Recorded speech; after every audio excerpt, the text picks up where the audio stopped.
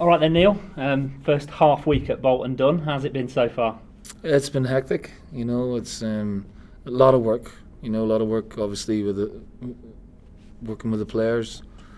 A lot of analysis of previous games, and then basically living out of a suitcase for the last 3 or 4 days as well. So it's been pretty busy. You've obviously had all that to do, the media work, sorting out your personal side as well. So have you managed to learn anything about your players yet? Yeah, obviously you learn something from the way they've been playing. We've looked at the last couple of home games, and we've looked at the last couple of games away from home as well. So, we felt that we're looking at it. We've made some inroads into making little subtle changes. We're not come in and gone, right, we need to rip up the book and start all over again. It's not been a radical change, but we've tried to make changes along the way, and hopefully we can integrate that tomorrow. The banning of bobble hats obviously made the headlines this week, but has there been any other little changes around the place that you've done already? Yeah, just a bit of housekeeping in terms of discipline around the training ground, and we're big on field discipline as well. So the players will be and have been made aware of that, but nothing over the top. I'm not. It's not an army camp. It's a football training ground. We want the players to come in and enjoy the environment, really. Is that a difficult balancing act to find between, obviously you want a certain level of discipline, but you still want the players to be coming to work happy? I don't think it's difficult. I think there has to be a level of respect, and that has to be reciprocated as well. And I think it's important to treat the players like grown men. And I'm not saying that's what happened before. This is just my own philosophy, if you want to call it that, or the way we like to run the training ground. So I think they're buying into it, and they're enjoying what we're doing. Andy Kellett's gone on loan to Plymouth now. What was the thinking behind that decision, and are any other players going to be leaving the club on loan in the next few days? Well, Hayden White's we're renewing his loan with Carlisle. He's enjoying it, and Keith Curl's been very complimentary about him. And George Iliev's going to Carlisle as well for a month's loan. So it's a good experience for the younger lads. I haven't really had the opportunity to have a look at them yet, and with the way the fixtures are, it's better that they're out playing first team football probably at the minute than playing under 21 football. Andy has done very well this week. I got Tim Ream back yesterday. I've already got Dean Moxey in there. So the month again at Plymouth under John Sheridan, it should do Andy the world of good. Are you going to be looking at bringing any players in on loan as well, or do you need to get to know the ones you've got here first?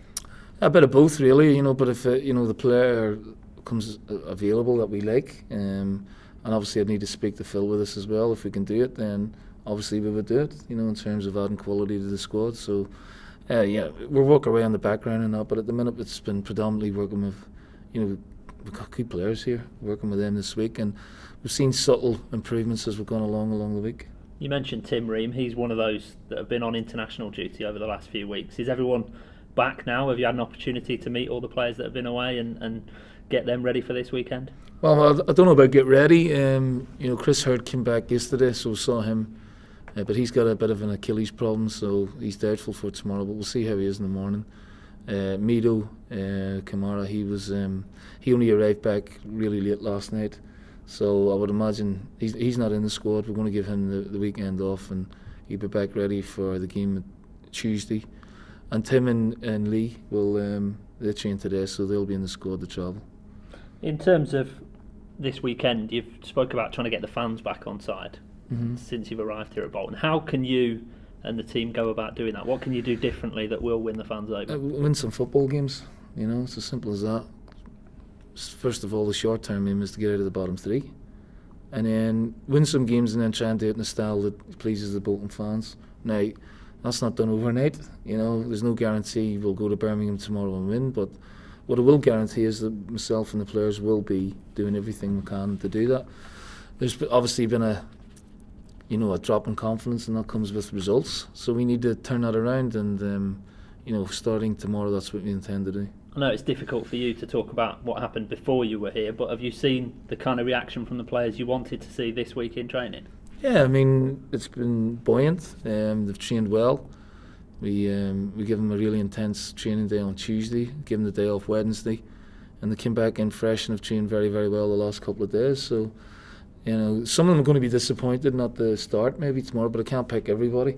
But we have we're more or less there. I think we're starting lineup in terms of the way we want to play. I mean, we haven't had enough time really to look at different ways of playing. I think that's going to take a bit of time.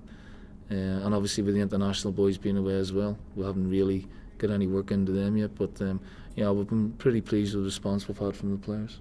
How important is a bit of patience at this stage? Because I know you've spoke about you can't guarantee what the result's going to be at Birmingham tomorrow, but you want to see a performance from the players because of the position the club's in. Yeah. You know how much can you judge on performance? Look, how important is results at this stage? Results are the be all and end all at the minute, So it's important that we don't lose.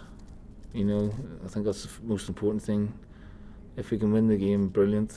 The point would be maybe satisfactory, but I think these players can do a lot better. I think there's plenty of experience in this team in terms of championship level. I've gone through a bit of analysis with them on previous games. Not been happy with what I've saw. Made the players clear on that, and we want to change that starting tomorrow. And if you get that result sooner rather than later, the confidence can come back pretty quick, can't it? Yeah. I mean, psychologically, it'll lift everyone, not just the players. It'll lift me. It'll lift my backroom team. It'll lift the people at the training ground, the staff who are fantastic there. Just want nothing but success for the club, and it'll lift the fans in the area as well. So the players know that something good could really come of this if we can get on a bit of a run. Any other injury news or anyone who's definitely not available this weekend? Well, David Weeder won't be available. Liam Trotter is going to play for the under-21s on Monday. Hopefully come through that okay and get him fit for the next week or so. Mark Davis won't be fit for tomorrow but should be fit for Tuesday. And Adam Bogdan, I think, is maybe another 1 or 2 weeks away yet.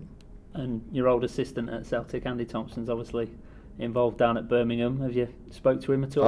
Alan Thompson, no, sorry, yeah. No, you'd probably be giving Clarky all our secrets, so... Does he know your secrets?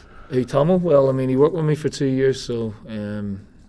he'll know our methods, or the majority of our methods, but I'm not too sure it'll have a huge impact on the game tomorrow. Good to see him though. Yeah, it will be, yeah. Not seen him for a while, so I'm delighted he's back in work, and he's known Clarky a long time, and Steve Watson, so they're a good mix. Appreciate it's very early days, but what have you learned about your players so far then, Neil? Well, nothing yet, because I've not seen them play, so it's okay to see them in training, but I'll really learn more about them tomorrow. And our backs are a wee bit against the wall, so I'm looking for a bit of character, so I'll see what character I've got in the team tomorrow as well. Have you started to see a response from your players in terms of what you'd like to see out of them in training? Yeah, I mean, the last couple of days I've trained very well, and there seems to be more of an understanding now of what we want to do, and it's very difficult. It's very, very early, but subtly we're seeing a little bit of a difference in them and their body language as well. You spoke about striking capabilities. I know last week you spoke about, well, on Monday you spoke about Max Clayton. I mean, what kind of potential do you think he has here? He's a nice footballer. I think he's intelligent. He's got a typical Crewe player, technical. He's got a bit of pace about him as well. And he's only 20, so I think he's got a bit of growing to come yet out of him, a bit of maturing. But his all-round football looks, very, very good. Him and Mason seem to be quite similar. Again, Joe's nice technical player, looks a good finisher. And then I've got the other two in Beckford and Davis, who can be, physical powerhouses. But Jermaine's got an excellent goal-scoring record over his career, so we'll be looking to tap into that on the way here. Would you like to see Joe and maybe Max create a good partnership here when they get sort of settled in? Well, I don't know if ideally I'd see them as a front pairing together. I mean, I think Max and both of them have got the ability to play in a number of positions, but I don't want to shunt players here, there and everywhere just for the sake of it. Ideally I'd like them to play centre forward. Now who they play with I don't know, but we'll see as we go along. My centre forwards are hugely important to me going forward. I think for any team you live and die off your centre forward, so I need to get the best out of these guys. And personally, how important was it to have Johan and Gary back with you as part of the backroom staff here? Aye, great. There's not only is there comfort, there's an understanding. We've worked very closely for the last 4 years in a very intense environment in Glasgow, and we were very successful. So we want to bring all that success and experience and character to Bolton now, and really looking forward to the challenge that lies ahead of us. And what are your thoughts on your first sort of venture into the Championship? What kind of things are you expecting against Birmingham? I've no idea. I'm a bit, you're going into the unknown a little bit. I don't think the Championship will be much dissimilar to the game in Scotland. I think, there are some good individual players. I think the tempo of the game is very quick. Having watched some of the games previously, Bournemouth looked a good footballing team, as did Fulham, as did Leeds. But anyone would look good against us the way we've been playing the last few weeks, so that's got to change.